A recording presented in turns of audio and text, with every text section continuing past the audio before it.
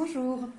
Alors, je vais vous faire une petite intervention concernant les énergies de la semaine du 20 au 27, donc à partir de lundi, sur ce qui va pouvoir se passer à l'intérieur de chacun d'entre nous.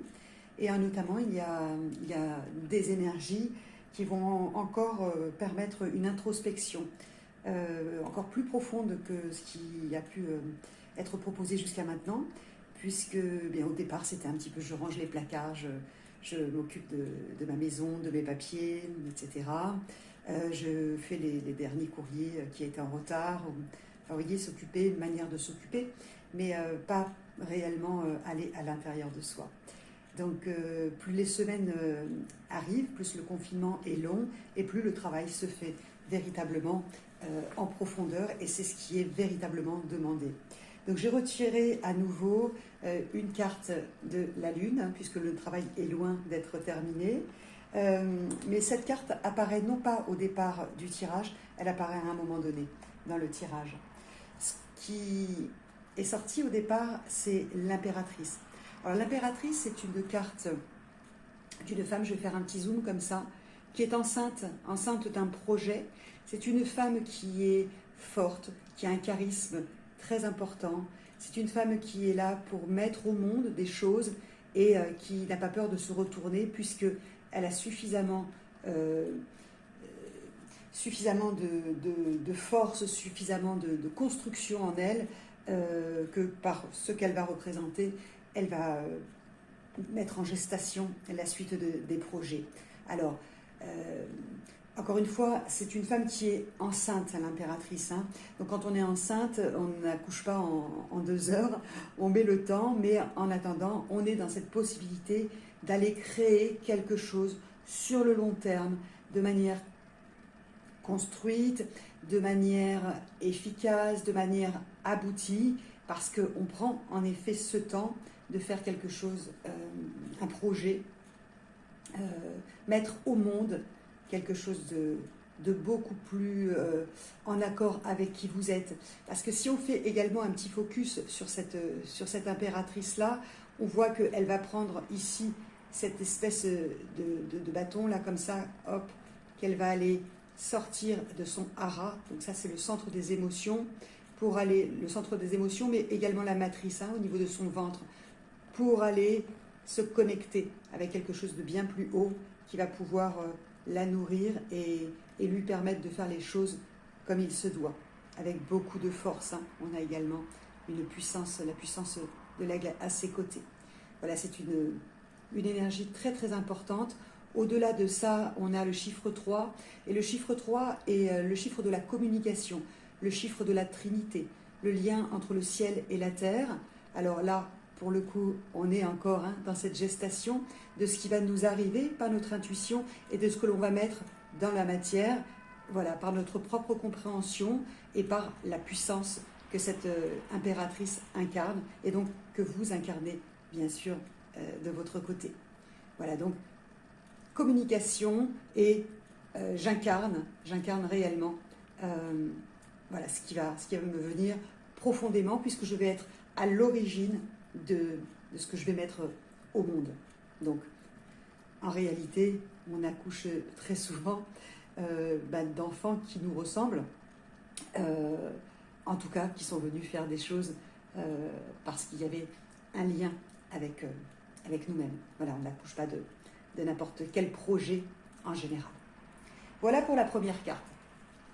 Alors, deuxième énergie, l'ermite. Alors l'ermite va en effet dans le sens de cette impératrice, puisque on a vu qu'il y avait une gestation qui prenait le temps, et tant mieux, puisque ce confinement va permettre ce temps-là. Et donc, deuxième carte qui est arrivée, c'est l'ermite. Alors l'ermite, là aussi, on est dans une carte de grande sagesse. C'est une carte qui est là pour aller prendre vraiment conscience avec ce qui se trame à l'intérieur de nous et non pas à l'extérieur.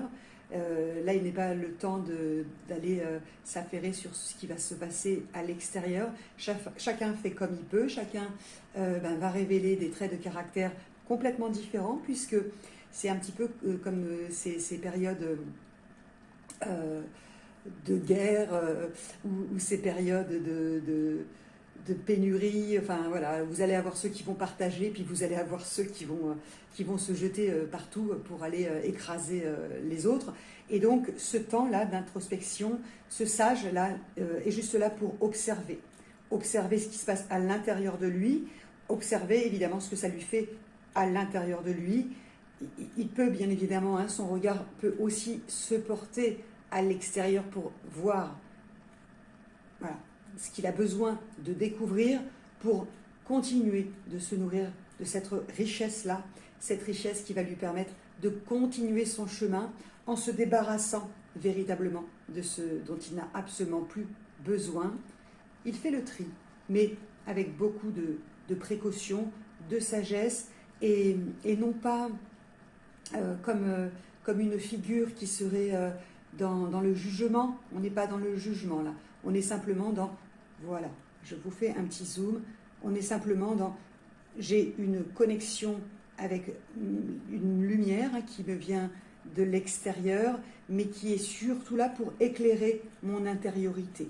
Donc lumière de l'extérieur, là, ça va être l'intuition, ça va être ce que l'on va regarder qui va nous venir comme une espèce de réflexion voilà, ce qui va arriver tout à fait dans sa lumière. Donc tout ce qu'on va voir en jaune va pouvoir être cette chaleur et ce feu qui va venir se refléter, ce feu, mais ce feu doux, hein, on n'est pas dans quelque chose un combustible puissant, absolument pas. C'est un feu qui va venir aller réchauffer l'intérieur de sa cape pour lui faire prendre conscience que voilà, il va s'envelopper de tout cela et délicatement, à nouveau, ça va alimenter sa nouvelle route avec cette compréhension. Donc je vais poser mon bâton sur ce nouveau chemin et m'avancer tranquillement dans la sagesse et l'intuition de ce que je ressens et de qui je deviens, avec ce temps de maturité. Alors en troisième lame, bien écoutez, j'ai tiré la carte du jugement. Alors le jugement, c'est comme une révélation qui va vous être donnée.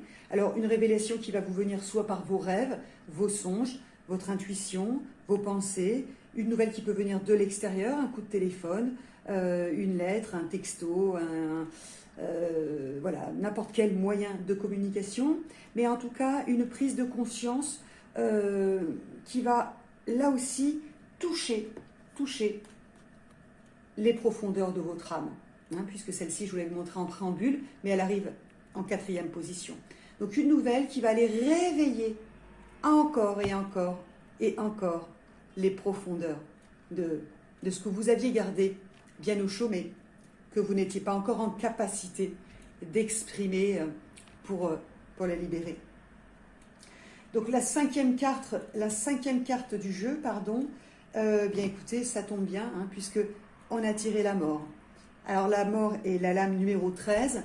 La lame 13 correspond à le passage d'une étape à une autre. Je fais fi de mes expériences antérieures pour aller sur un nouveau chemin. Alors quand je dis je fais fi, toute expérience est toujours bonne à garder, hein, puisque elle est là pour nous faire avancer sur le chemin. Mais sur ce chemin-là, à un moment donné, il y a des choses dont on n'a plus besoin. Et puis voilà, vous avez en fait ce personnage qui va partir avec son plus simple appareillage, à savoir son squelette. Et ça tombe très très bien, puisque là nous sommes avec des planètes qui sont en train de chahuter le Capricorne en astrologie. Et le Capricorne va représenter les os, va représenter justement ce squelette, tout le côté minéral. Donc c'est pas très très chaud comme signe le Capricorne, mais en attendant c'est un signe qui correspond à toutes les structures qui sont très très difficiles, en fait, enfin difficiles, dures, compactes. Donc ce qu'il va rester, le minéral en réalité, hein, donc la colonne vertébrale, les os, enfin voilà, les choses qui sont costauds. Mais justement, c'est les choses qui sont costauds qui sont en train voyez, on va quand même retrouver, là vous l'avez ici sur la carte, on va retrouver des os, on va retrouver ben voilà, des fragments en fait, des fragments de cette ancienne énergie qui était difficile et qu'on va devoir laisser s'envoler. Alors laisser s'envoler, pas de n'importe quelle manière, hein, en effet, puisque ce qui sera détruit aura été analysé par toutes les émotions qui seront remontées à la surface par les messages que vous allez recevoir, par le fait d'avoir observé, comme vous allez le faire, avec beaucoup de sagesse et de respect, bien évidemment, et puis également par ce temps de gestation qui est proposé lors de ce confinement. Alors le tirage ne s'arrête pas là, parce qu'une fois qu'en effet on a coupé avec ce qui n'est plus d'actualité, ce qui ne nourrit plus, voilà, on n'est plus là dans la nourriture, on est dans le fait de se réaliser en tant que soi, arrive la roue de la fortune. Et la roue de la fortune, c'est un nouveau cycle. Donc c'est repartir à zéro, c'est en général une carte d'abondance, puisque voilà, on passe d'un cycle à un autre, et en général, les cycles sont toujours faits pour avancer, même si des fois, on ne se rend pas bien compte que c'est pour notre meilleur, parce qu'on veut rester accroché au passé, mais voilà, là il n'y a pas de possibilité de rester accroché au passé. Il va falloir faire un choix de lâcher ses peurs et lâcher ce qui doit être lâché, et surtout lâcher sa couronne, lâcher vraiment ce qui ne vous correspond pas, mais qui fait partie de la vie, mais qui finalement n'est pas votre propre centre. C'est ça. Donc oui, ça fait partie de la vie. Oui, mon travail, oui, voilà, tout ce que je connais. Bon, c'est à vous de mettre des mots sur ce qui va pouvoir faire partie de cette roue. Mais c'est la roue du temps. Le temps est en mouvement, un perpétuel mouvement, pour permettre d'avoir ces expériences à vivre. Et on ne peut vivre ces expériences si on s'accroche indéfiniment à cette roue qui permet justement ce mouvement-là. Alors, vous êtes au cœur de cette roue, puisque c'est qui vous êtes, qui, par vos expériences qui vont se trouver ici, c'est toutes vos expériences qui vont permettre de faire tourner cette roue pour pouvoir vous réaliser et recommencer, etc. Donc, la roue de la fortune est une roue d'avancement, tout simplement, vers un meilleur, encore une fois. Alors, le chiffre 10, alors en numérologie, le 10, c'est le 1 et le 0. Donc, on va mettre de côté le 0 pour le soustraire au chiffre 1. Et le 1, c'est le chiffre du commencement. En astrologie, on pourrait le mettre dans la maison 1, qui est représentée par le bélier. Donc le bélier est aussi le signe de quelqu'un qui va foncer et qui va avancer sur le chemin, parce que c'est le premier signe du zodiaque, mais également c'est le premier signe qui va représenter le printemps, tout ce qui va pousser. Vous voyez ? Donc il y a toujours un lien entre le tarot, entre la numérologie, entre l'astrologie. Voilà, c'est ce que j'utilise lors des consultations en coaching holistique, puisque tout est lié. Et puis bon, évidemment, après, on va pouvoir travailler avec les huiles essentielles, les plantes et l'alimentation, enfin bon, pas mal de choses. Alors, une fois, en effet, qu'on a compris que la vie était mouvement, alors, pour ceux qui auraient encore des doutes, voilà, on va nous laisser encore quelques temps dans ce confinement, à savoir qu'est-ce qui est bien pour moi. Donc, l'amoureux, c'est le choix. Est-ce que je vais à droite, est-ce que je vais à gauche ? Encore une fois, la vie est mouvement, certes, mais il n'est pas question de se faire mal. Il est question de prendre simplement ce temps, d'aller, encore une fois, à l'intérieur de soi, et puis de voir ce qui parle le mieux, et véritablement, là, pour le coup, d'écouter sa guidance intérieure. C'est très important d'écouter sa guidance intérieure, sa propre guidance.